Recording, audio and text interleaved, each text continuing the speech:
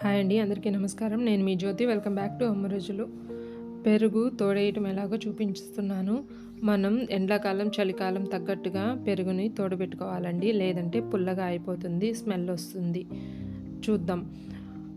పాలు చక్కగా కాగబెట్టుకొని మరగబెట్టుకోవాలి.